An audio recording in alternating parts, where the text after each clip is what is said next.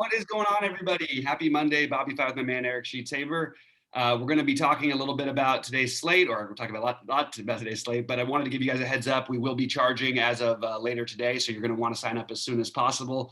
35 per month for the first 100. We're almost done with the 25 a month. We almost got the 25, but we were trying to do it slowly because we're still rolling some stuff out. But today will be the day we actually start charging for everything. So just wanted to give you guys a heads up on that. These videos, we will still be doing the slate breakdowns for free, but we will have all of Sheets, all of my plays of the day, all of my ownership percentages, all of Sheets information for all sports that we're going to be charging for. So really excited about that. Sheets, why don't you talk a little bit about how your weekend was, and then we'll get into the slate today. Yeah, so it's been a weird July because I've been spending that out the Hamptons for the weekends, but I've still been playing like a lot and putting content up and things like that.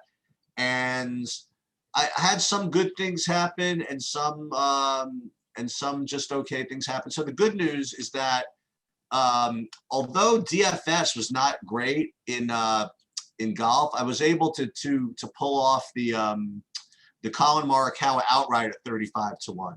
That's beautiful. So that made up for the rest of it. Nice. Also, what was good was in the MMA slate, which, by the way, I mean, not to tout my own horn or whatever it is, but if you guys watch, if you guys watch the breakdown of that slate that I put up there and didn't make money, you should just quit. Okay, like that was. I mean, sometimes we get it right, sometimes we get it wrong. So, but this was like literally as close to perfection as possible. And you know, I got second in the 440, 555 over there, and did really well in MMA. The underdogs came through and all that.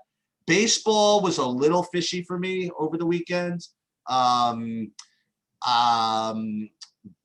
I'm ready to get back into today, and you know, you guys are all gonna have to help me because I don't know if you guys all remember, but I won a seat to this mega $3,600 buy-in to the live final, and they finally put one up in the lobby. So I'm firing that today. So I got to come up with a lineup to make that happen. Yeah, no, and we were talking about it just a little bit pre-show. It's kind of a tough slate for it, just in the sense that there's a lot of options for hitting, and then there's a lot of potential options for pitchers, but there's nobody who stands out as being like a clear, okay, I want to have this guy. How do I fit him in? Especially with that, you know, weather concerns in Atlanta, where we have the best pitcher on the slate. It's just very, very tricky. So we'll get into it. We'll go game by game. Yeah, I mean, I have to just say one quick thing about Friday. I was convinced I was going to win all the money Friday. I literally couldn't have gotten anything more right at first. I had like 200 points in the first hour and a half, hour of play or whatever on FanDuel. I was loading. I was just crazy. What's crazy is I ended up with like 210 and not even cashing in those lineups, which on FanDuel, that's often enough to win a major GPP. Like, it was just one of those nights where everybody went completely nuts, and you needed the equivalent of like multiple home runs or better from every player on your roster, basically, in order to win. Pretty frustrating, but it was crazy. Everybody I had on my daily 5 rundown hit a home run at least. It was a couple guys hit 2 home runs, and it just still wasn't enough. And it was bizarre to go from a night where I thought I was going to have a great shot of winning 100K in multiple different tournaments. I was top 10 the whole time, and then everything just sort of fell out when San Diego scored their.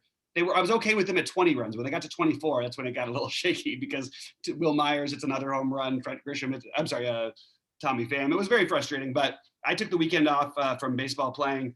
I'm ready to get back into it. I'm actually going to start playing some of your sports, just using your recommendations, because it seems like it's been going really well for you and for the users. So I'm gonna take some shots on some other stuff. But let's get into baseball for today. Pull up your screen, and we'll go game by game here. Yeah. So first of all, as I was mentioning,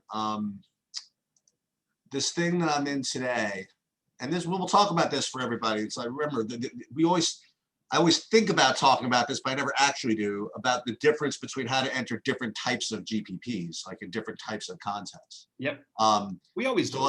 So like this one, but like, for example, like this one, there's going to be, I think, like 67 spots or something, 67 entrants, and 4 people win or something like that.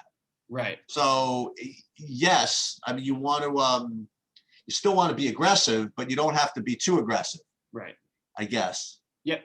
So I would think that's, yeah, absolutely. I don't think you need to be crazy aggressive to top 4 out of 67. It should be a bordering cash lineup with a few changes. And by the way, even cash lineups today will have a lot of variations because there's a lot of different plays. I wouldn't say all great plays, but there's a lot of guys who I don't know, have potential to be great plays today.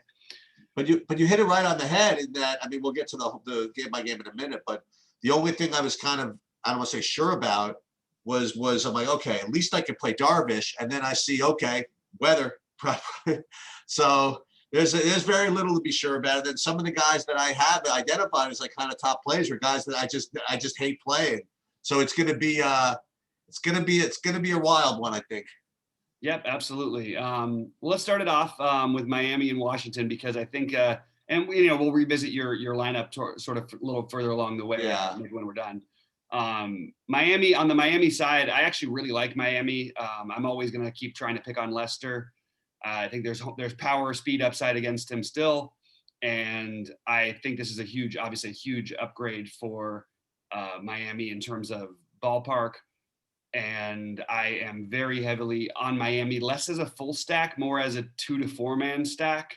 And my favorites here are going to be Adam Duvall, Starling Marte, if Jazz Chisholm and Garrett Cooper, both of which might not be in the lineup because they both had some injuries over the weekend. So we'll see about that. But I think Jesus Aguilar would be my next one, along with Alfaro as a cheap catching option. I really like them. I think they're gonna be low owned, and they're definitely somewhere I'm looking.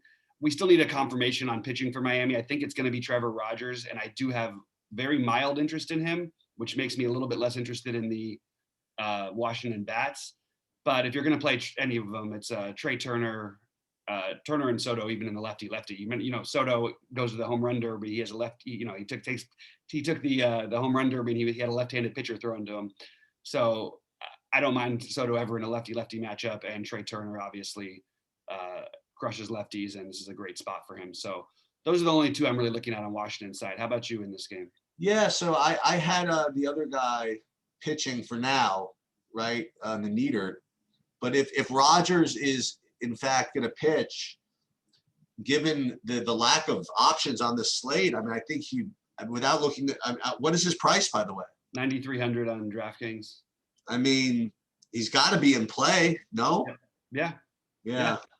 I mean, it's been a while since he's had a real outing, but he's been solid in every game, and they've had some tough matchups. So I actually think he's definitely in play.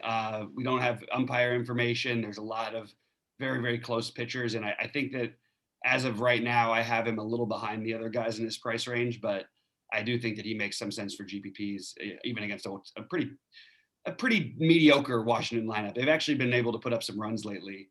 So I'm sort of wait and see on Rogers, and obviously I'm not going to be playing any of Lester. I'm going to be playing a couple bets against him mostly. The only way I could consider playing Lester at 6.3 is if in fact you do get Chisholm and Cooper out. No, I'm trying to talk myself into something I really shouldn't be doing. I have no interest. I really like Miami, and even at 6.3, it's just I can't get to Lester. Yeah, I didn't quite get to the Miamis in my stacks or anything like that. Again, it's early though, so I could certainly revisit that. But they're not going to make sense from a point projection thing, but you shouldn't be looking at that much point projections in baseball anyway, in my opinion. Right. And you have Lester, a guy who's giving up like 3 hits an inning basically every time he goes out there. Right. Hits an inning. I mean, I'm not even talking about walks, and not to mention he's walking a lot of guys too, and you can run on him. He's allowed 5 stolen bases in his last 4 starts. He obviously gives up a home run pretty much every start, if not 2 or 3. So I definitely have interest in the Miami side here. I also see, I mean, at least for now, some ownership on the Miami side too. Which something to look at. So you already mentioned Marte and Duvall, Aguilar I would throw in there, and you mentioned Cooper might be out because I had Cooper as someone to like if he. Yeah, it's just he's getting an MRI today, so I don't. Okay. I can't count on him being in yet. All right, so You want to move ahead then? Yeah, this is a weird one because Boston and Toronto, I'm interested in both offenses, especially Toronto. But I think that you're like, if you're playing a bunch of GPPs, like your Pavetta especially has the strikeout upside, especially against righties, to really do some damage here. Now, he got roughed up last time these guys pitched. He still pitched, 5 innings, struck out 6 guys, but he what did he end up giving up? He gave up a home run and a few stolen bases. They're going to run on him. I'm sorry, no, he gave 4 home runs and a stolen base last time he pitched against them. I just think that they're between the speed power combination, it's really hard for me to not want to play some Toronto. I will revisit playing Pavetta later and Stripling because there are other guys I like a little bit better, and I just would say that, I mean, Pavetta has the second highest K prop on the slate, and that makes a lot of sense to me. He's a guy who'll strike guys out, who's also going to walk guys and give up a ton of home runs. So I have Toronto rated ahead of Boston. Nobody in general, I want lefties against Pavetta. Unfortunately, we don't get a bunch of good lefties from Toronto, so it's really basically Reese McGuire and the lefty, Biggio. But I mean, these guys are going to be popular and for good reason. But Vlad Guerrero, Semien, Bichette, Springer to some extent. Although I think I'd rather, to get different, play Gurriel down to the bottom of the lineup, or Teoscar, who's going to be a little bit lower owned than Springer, and he's been better. He's just been a better hitter this year, and Grichuk. So I like sort of using those guys, and then Biggio makes sense as a cheap third base option. So I do like Toronto that way, and I like Bogarts and JD the best from Boston, followed by Verdugo, then Kike, and those are the main guys I'll be using from Boston today. So I wanted to ask you about somebody. So I actually do have Boston ranked just below my top 2 teams, which I'll get to later. I have Boston ranked like 3rd, and there's a guy that I had never heard of who's just showing up and stuff. What do we know about Jarren Duran? Just he's cheap. Okay. No, I know. That's why I want to ask you. I mean, like, does he actually have talent? I'm not looking at anybody in the 2Ks for outfielders that I haven't. There's just too many good outfield plays. So I haven't even considered him for a second. Even in a Boston stack, I don't know if I'd use him, just because I don't see like the value as making sense to use in the outfield unless you have. I mean, you got Tyler Naquin at 2.5. Why are we even considering these two guys? Yeah, we'll get to that. So that's just, and then Conforto's 3,400. You know what I mean? The Brantley's 3,500. It's just, there's too many good options. Kiki's only 3,800. I would rather just get up to those guys, or Renfroe if he's playing at 3,300. I'm just not doing it. I just want to make sure this isn't one of those like top prospects that that we're supposed to play. I mean, there's no supposed to play him for sure. I'll tell you that. You know what I mean? Like those guys that we always that come up, and those guys are usually batting in the middle of the order. Okay, there you go. All right. Yeah, but I mean, he's a fine, okay prospect. I don't have like there was hype around him at one point, but I don't have anything that says to me that like is a guy we should be targeting. I'm just taking a quick look real quick before I go anywhere, just on his minor league numbers, because I remember looking this up before. Okay. And I feel like I was uninspired by it, and it was, let me see where it is. I don't know if this was the guy, but I'm not as in tune over the weekends, but I remember there was somebody, I don't know if it was the same guy, but it was somebody like him that I'd never heard of, who was like 30% owned in some tournament or something like that. So I don't know if it was I just presume that guys like that are, the top prospect guys. Maybe it's a totally different guy. I don't even know. Yeah, and usually people will try and find a cheap way to fill out the Boston stacks and stuff. Okay. But let me just see real quick. I'm just, you know what, we can move on. Do you want to start talking about the next game, and I'll just do a quick little bit of it. Yeah, well, the next game is fun. So I have Cincinnati right now as tied with the top stack on the board relative to everything else, and it's probably the top stack of teams that you won't yell at me for playing. So I think that the Reds will be definitely up there, and I have the Mets as a top 5 also. So I think this is going to be a pretty good game. I mean, on the Red side, you already mentioned that the top play is probably Tyler Naquin, but also Jesse Winker. I think both those two at different price points are really, really strong values. At least what I'm looking at. Castellanos, if he plays, he's more expensive, but he's still totally reasonable. And then I also had Suarez in India. Mhm. And then on the Mets side, Conforto kind of stood out. And then the guys that are, what's the name? Alonso is obviously more expensive, but he's fine. And Nimmo, Dominic Smith, and McNeil. So I think both hitting, both teams hitting are in the top for me. Yeah, I'm with. So the only thing I would disagree on a little, well, not disagree, but I mean, look, I'll play multiple lineups and I'm gonna play some Gutierrez. Oh wow, okay. I don't think he's like, he had the no strikeout game his last time out, the 6 innings, no strikeouts.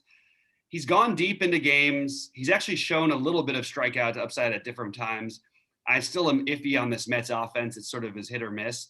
But I naturally, mostly, I'm going to be interested in the hitting in this game. I'm just throwing him out there because he is a guy I have on my list. But I like the Cincinnati side better.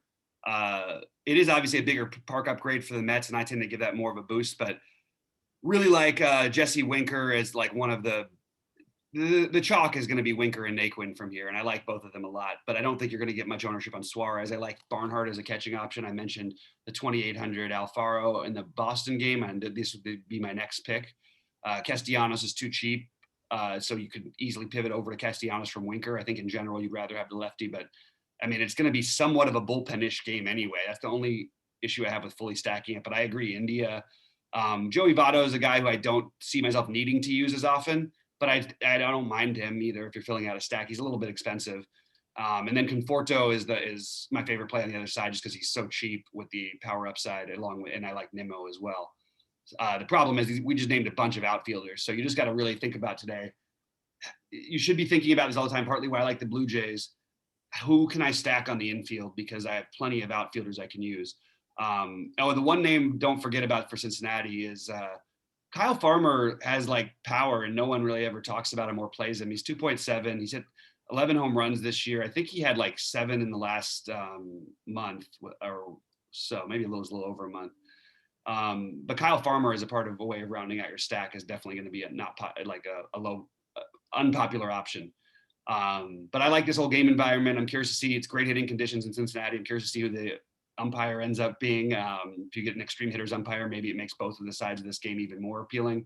But right now I have Cincinnati near the top of my list as a full stack.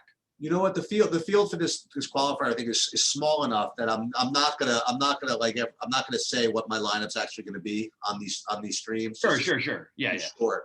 But I'm pretty sure that I probably want to start it with Naquin and Winker. I think that's a pretty it's a good combination of being cheap and cashy, yet also having some upside because they're on the same team. Right. So I think those are two of my favorite plays. I think. I agree with that. Those would be two guys I'd be looking to get in as well. The only issue again is there's a lot of good outfielders today. That's the only. But again, I for the most part totally agree with you. Okay. So here's the other.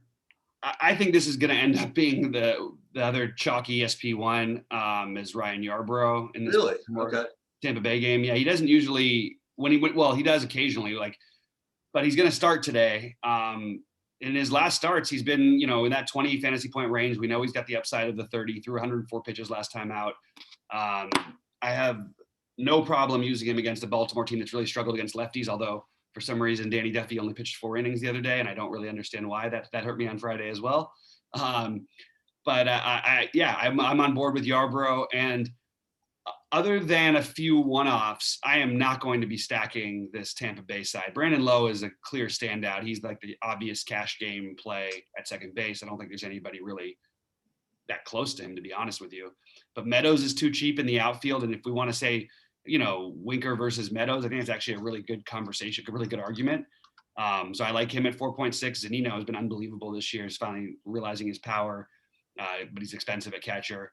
You got Franco. These guys are all fine. If this game was in Baltimore, I would be all over Tampa Bay here. I'm just not gonna in that park on this slate probably go after it. And it's not a great idea, but I will just point out that Spencer Watkins has a 4.5K prop and he's 5.4K, and we don't like pitching on this slate. Mm-hmm. So if you want 15 points as a possibility, this team does strike out Tampa Bay with some upside potentially.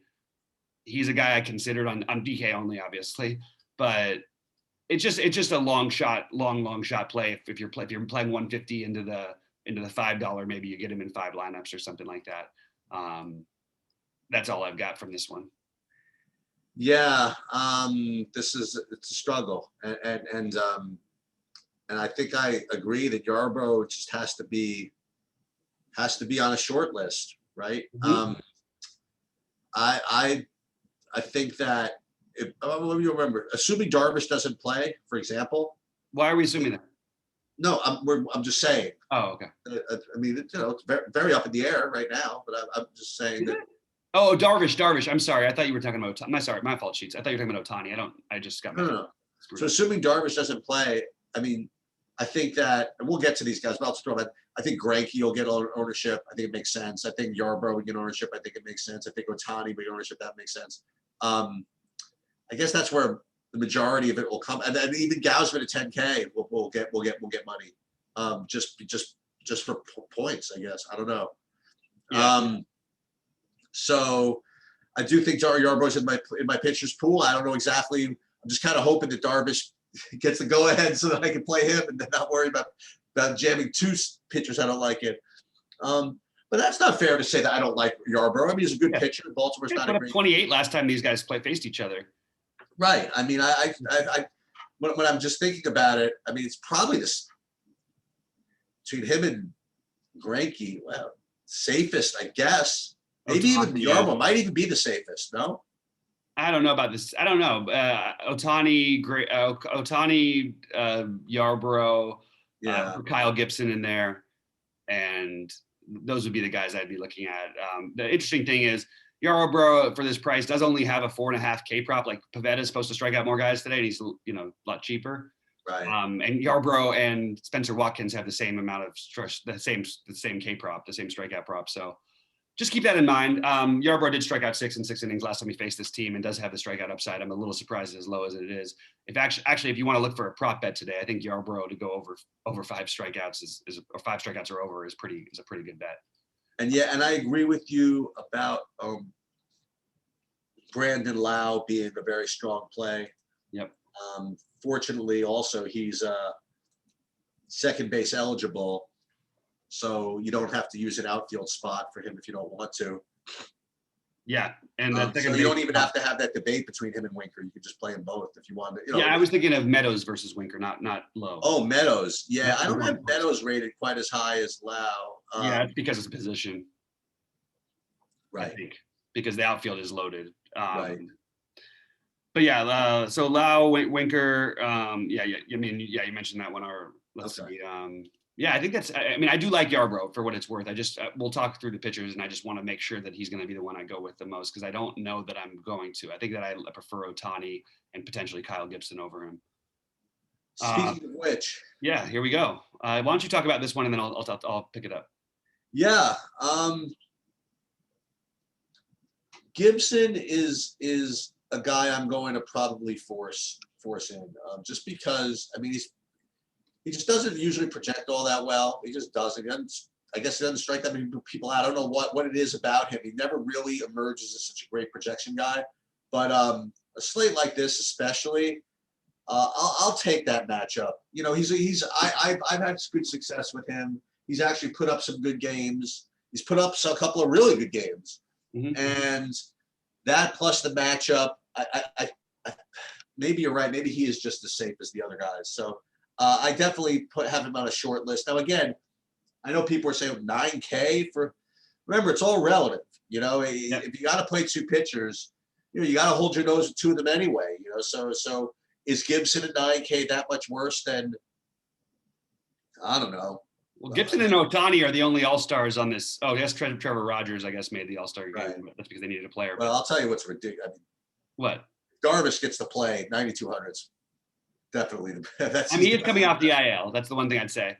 But yeah, right. I agree with you. But I do think that Kyle Gibson is another one, 4.5 K prop. Yeah. It's weird. He just struck out 7 against these guys his last start, but he did give up some runs. But I mean, not this is like a great thing, but this guy is so consistent. He has had 1 start, and it was his first start of the year, I believe. that he hasn't had more than 12 fantasy points. Not that that's like the exciting number, but that's not usual for these guys who were so questioning. And he struck out, his last 3 games, 7, 7, and 10 strikeouts. Detroit hasn't struck out as much as they did early in the season. Both these pitchers, by the way, have 4.5 K props. And the weird thing about Mize is clearly before the break, they didn't like that he was they didn't want him to throw too many pitches because his last 2 starts, there was no reason to take him out. And he pitched 50 and 54 pitches. Otherwise, Mize would be high on my list too if I thought he was going to be getting full leash, full run, whatever. I just feel like it's too questionable for me. But again, if you want to bet K props, I'll take Kyle Gibson over 4.5 strikeouts all day. And I do like Kyle Gibson here. I have no interest in the hitting whatsoever in this game. I really couldn't find anything that made any sense to me. The only thing I would say is that if you do subscribe to that belief that Mize only gets 4 innings or something like that, get the lousy bullpen. Then you get that Detroit bullpen. Yeah. And maybe Texas becomes sneaky. That would be my kind of interesting. Yeah. That would be my only thing to flick in there. Yeah, I think my only thing to flick in would be Joey Gallo has monster power as a fly ball hitter against a ground ball pitcher, which we like. And I also think that Jonah Heim and David Dahl are just so crazy cheap. 2.3 for Heim, 2.4 for Dahl. Again, I don't know if I want to use my outfield spots that way, but I do think that at 2.4, if you play Dahl and Winker, you can do a lot of different things. And even though Dahl hasn't been the same guy this year, he started to find him a little bit more of himself, had a couple decent games right before the break. And, had a couple offers also, but I think Dahl's an interesting long shot tournament play. So I guess I'll ask you this question about the San Diego game. If this game plays, what do you think of the San Diego hitting? And then also, do you have any concerns about Darvish if this game plays? I mean, not compared to the field, I wouldn't have any concerns about Darvish. Kyle Muller in limited pitching this year has actually been pretty good. I still think San Diego would be a terrific stack. Obviously Tatis, and I'm just curious where the ownership would really end up. It's going to be hard to figure out early in the day. Jake Pham is too cheap. Will Myers, you could use Grisham in the lefty, and then you've got the Kim and Revis to make everything work. So San Diego definitely is way on my list. I'm just concerned about the weather, and it's weird with Atlanta too, because like you can really get like those weird pop-ups that will cause you a short game. And I just don't want to let that happen when I've got a lot of good offenses to choose from. And also I'd like to see a total on this game at some point. So that's why I have them. I haven't really talked about them, or I haven't thought about them quite as much, but I definitely like San Diego as a stack. It's hard not to. These guys just crush, and you put anybody out there, much less a lefty and a questionable bullpen behind him, and it's hard not to have some interest for me. Want to move onward? Let's move onward. So Cleveland, Houston. I believe Cleveland has the lowest run total on the slate, and Greinke's is still like, he's a good real life pitcher. He does not strike people out. Again, I would probably take the over. Again, he's also 4.5 K prop. I would take the over on him as well. I really am not afraid of rolling out some Greinke here tonight, and I think he's going to be pretty popular. But I think between you get that all those guys in the same range: Gibson, Greinke, Yarborough, and Ohtani, and potentially we have 9,200 Yu Darvish. I think that he's probably a little further behind those guys because of GPP wise, he doesn't flash the upside as much. But in terms of actually some sort of safety, I think he's a really solid option, and look no further than having the best projected run total against him on the slate. So I do have interest in Greinke here, and I probably will get some of the one-offs in because they're cheap. Tucker's reasonable at 42. Obviously, Brantley at 35 is a standout. Jordan Alvarez if you want to pay up. But again, they're outfielders. If you can afford 5.4 for Altuve or Correa, okay. But it sort of is the same thing outside of Brantley and Tucker. You're either stacking or not playing them, in my opinion. It's just those are the only two guys I would consider for one-offs. But they certainly are in a good spot against Mejia. I just don't know that I don't know that they're my favorite tonight. And I don't know that I want to fully stack this expensive an offense that's not named the Blue Jays or Red Sox. Yeah, so that's going to be an interesting decision for me, I think, whether Conforto or Brantley as an outfielder. They're both very, very cheap. Yep. And I really don't know which way I would go. I think either of them are fine. And yeah, the rest of them are pretty expensive, right? I do think that Houston could. I mean, if they're going to be low owned somehow, I think they could be a good stack actually at home. So I'll definitely include those. I mean, look, there's a cheapo lottery tonight, so I might play some lineups. And if I play some lineups, I mean, I'll definitely get to some Houston. I mean, they could still do it, you know. Yep. So for me, the top play would be Brantley, like you said. And I agree with you with respect to Greinke. He's one of those guys I mentioned when we introed the show here that, you know, I'm going to be forced to make decisions on guys that I don't usually like to play. And Greinke's just one of them, but it's okay. So he doesn't have that 30-point upside, but whatever, you know, like I don't need 30 tonight. I don't think anybody's getting 30 tonight. So I just want my good real life pitcher who will get me 15 to 20 and just, you know, be done with it. I mean, I'm kind of happy with that. Yeah, and Greinke is also a solid play on FanDuel as well, because you do have the good chance at 6 innings and all that. Yeah, I'm interested. All right, Chicago and St. Louis, and this is actually a game I'm surprised has as low a run total as it does. I mean, you got basically a bullpen game from St. Louis. Chicago Cubs are really cheap. I actually like Alec Mills a little bit today. He's got reasonable stuff when they actually let him extend, and he's pitched, you know, 5 2/3. He hasn't been doing the 3-inning, 4-inning thing. He's put up in his last start 17-24, had the bad game against the Dodgers, forgivable, then 17 before that. At 6,700, if you're looking to spend down and pay up for some of the other offenses that we talked about, I do think that Alec Mills is right there with another guy who I'm going to mention in the next game. And I don't love it. It's just something I'm considering. I don't know that you need to save a pitcher, but if you did want to go that route, you know, guys like on the Cubs or Rizzo's 3,700, you know what I mean? They're all just really, really cheap outside of Baez, Contreras, and Bryant. Baez would be my favorite in the lower owned. I like Bryant as well. Probably not going to get to Contreras at catcher very much, but I don't mind him. I'm not looking at the St. Louis bats as much. How about you? Yeah. So I did not. I heard the argument for Alec Mills. The more I look though at the slate, the less, and we'll talk about Caleb Smith or whatever. But the less I feel as though I can profit from playing low price pitchers with respect to my hitting. You know what I mean? I don't know where my high price hitting is necessarily. I guess Toronto, I suppose. Where my high price hitting is going to come from. So I don't know how much I'm into the Alec Mills. Although again, like I said, 10 points, 15 points. I mean, like, what do you need? So I don't mind that. And I'm glad that you told me that the St. Louis is going to be kind of a bullpen game, because I was going to ask you if you even liked any of Woodford at 4,800. But if he's only going to pitch 3 innings or whatever it is, then it's not worth it. I don't know what he's going to do, to be honest with you, because the projections would make you think that he's not. He does have good strikeout stuff, but he hasn't pitched more than, I don't know, has he pitched more than 2 innings? Yeah, 2 thirds was the most he's pitched. Unless I hear something like he's totally stretched. What's weird, he's put up like he had a 21 fantasy point game, and he pitched 2 2/3 innings. He struck out 6 guys.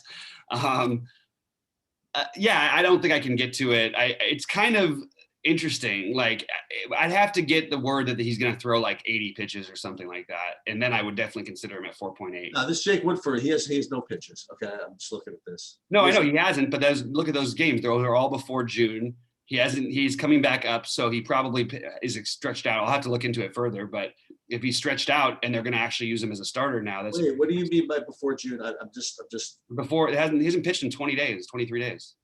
Oh, right before July. I mean, coming back from the minors or whatever. So okay. I'm assuming. Yeah, I'm not playing that. Yeah, because before I'm not going to say I'm not playing him yet, because if he's going to throw 80 pitches, I'm absolutely playing him. They have the highest strikeout team in baseball against a guy who strikes everybody out. even in 4 innings, he can put up 20 fantasy points. So I actually am going to play him if he's stretched out.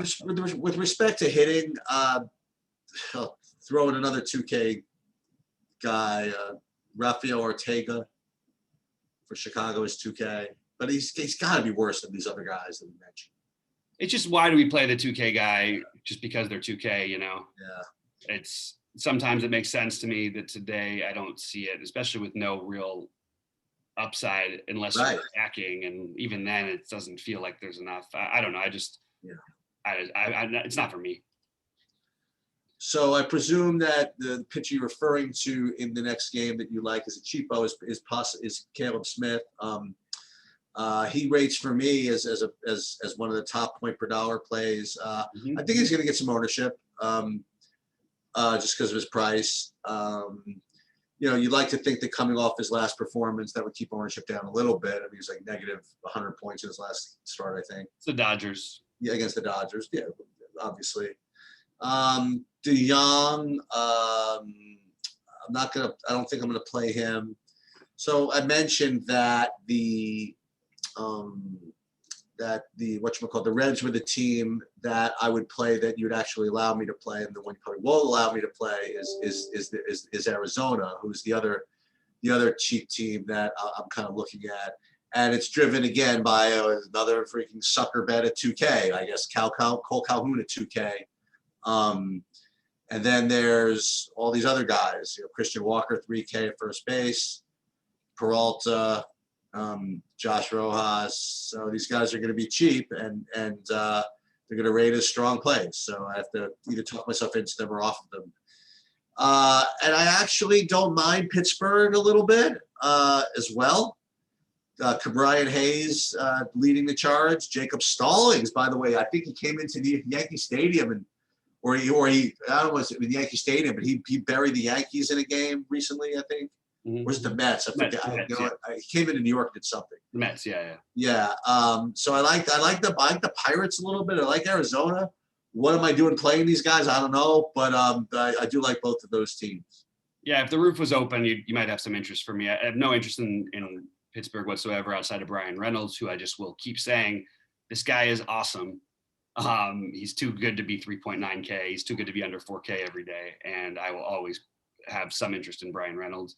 I understand the argument for the Arizona side of it. I think Cole Calhoun is obvious. I think he's going to be one of the most, maybe the most popular player on the slate, one of them. If people decide they need it, it's the only thing I can't talk about. But he is 2K, and he's a legitimate hitter who's 2K. He's a guy who can go out there and hit, he's got home run power. He's as good a hitter as the guys who are 4K, who other people are playing. He just hasn't been back long enough, and he struggled this year. I'm completely on board with Cole Calhoun. I just think he's going to be chalky, so just got to keep that in mind for me, not from so much for your big one. But like you said, I already got all these other outfielders who are good. Yeah, no, exactly, and that's the way it goes. There's a lot of them. That's why Brian Reynolds, who I love, I can't get him in as much. I always end up playing him on FanDuel because I need to get that fourth spot.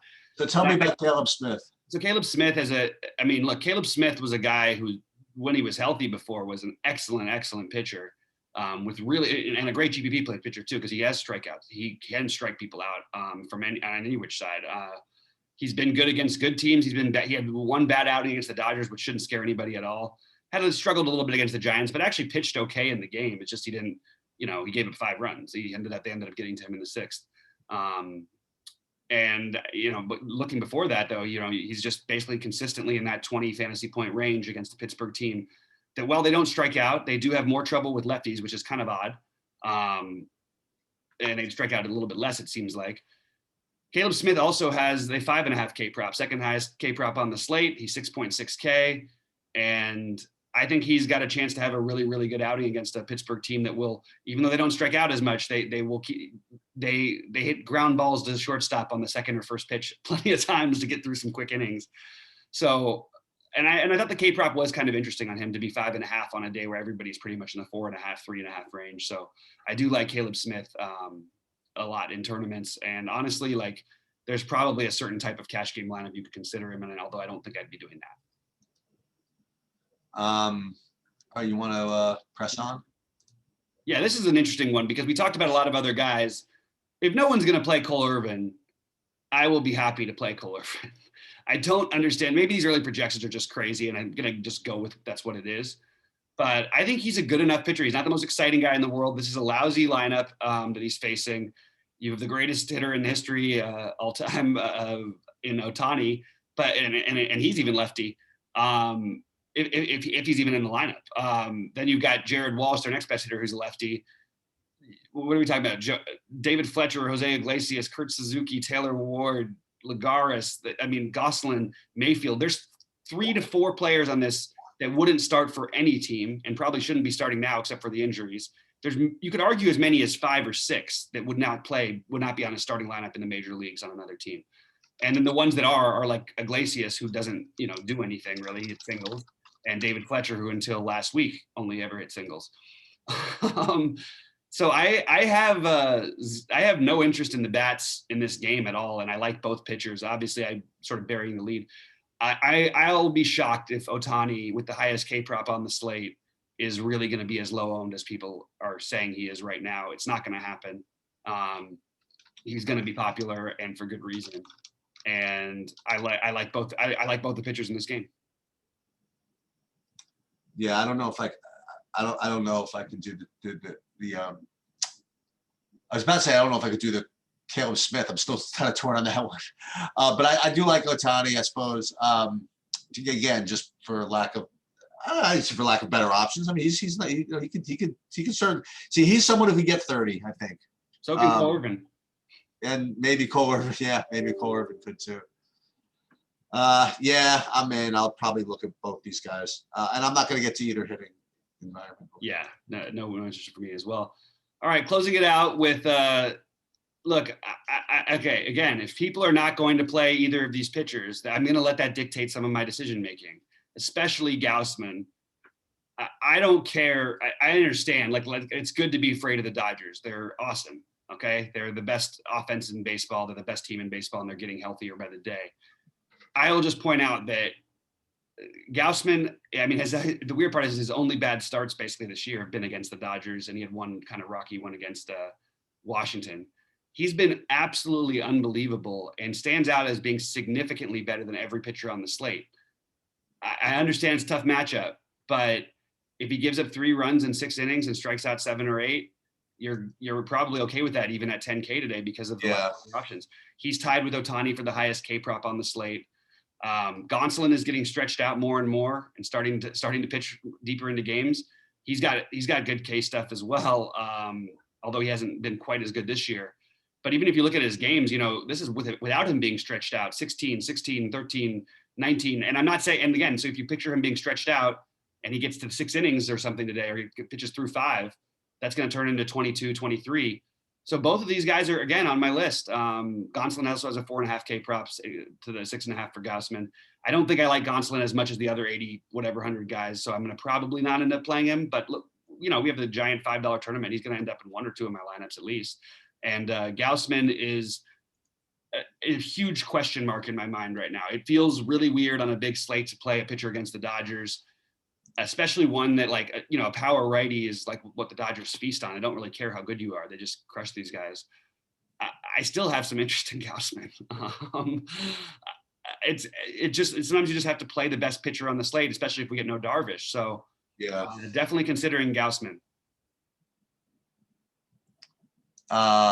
Any thoughts? Yeah.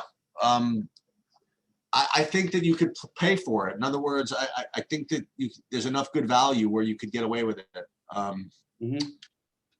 With that said, I just got to think about it. You know what I mean? I think it's totally reasonable, and it's going to be in the player pool. It's the best I could do. I'm not going to play any of the hitting from this side in this game. Yeah, the only hitting I would say that I think all the Giants guys, especially Lamont and Wade, are totally in play here.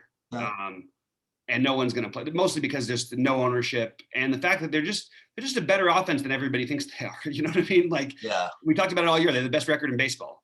Alex Dickerson, Lamont and Wade, they stand out a little bit, and you can play Dickerson. You can play Wade at first base, so you don't have to use the outfield spot, and then Dickerson in the outfield. They're just two other guys who are on my list. That's the best way I can put it. But I think you're I guess we can sort of sum up everything. I don't have those as my priorities. My priorities are the Reds, Miami mini stacks, in Toronto, followed by, if the Padres play, the Padres, Boston. And then, like I said, the Astros as a full stack I like better than I do as the one-offs. But the Mets would be the one after the Astros for me. And then my pitching, as of right now, I've got six pitchers that I'm considering: Ohtani, Yarbrough, Greinke, Gausman, Irvin, Smith, and Gibson. I also think I will throw Alec Mills into a lineup or two, and I'm still considering the really, really, really cheap guys, because on a slate like this where we don't expect much from our pitchers, getting 15 or 20 from the cheap guys, if we want to stack up Boston and Toronto, is not a bad route to go. And even some of the Cincinnati guys are expensive, as well as the Mets. We do have the cheap ones also, but you can go with sort of a different build and maybe consider using those cheap guys like Watkins. But then I have to look into it further, because the game log will tell everybody you can't play Woodford. But if he did go back to the minors and they're bringing him back up as a starter and letting him throw 75 plus pitches, he's got enough strikeout stuff against the Cubs at 4.8 to get 15. I mean, he's getting those kind of numbers even in 2 innings sometimes. So I got to have some interest if he's going to pitch 5 or 6.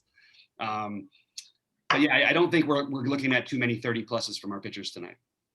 Yeah, just to summarize from my end, my top stacks are the Reds, and the Mets.